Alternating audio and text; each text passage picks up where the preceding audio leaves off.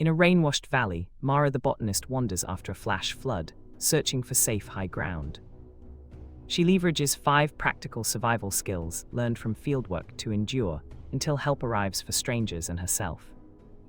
First, she sources clean water by tracing damp rock seams and collects dew with a makeshift cloth carefully. Then she builds a heat source using dry moss and a solar reflector fashioned from a trash lid from the sun.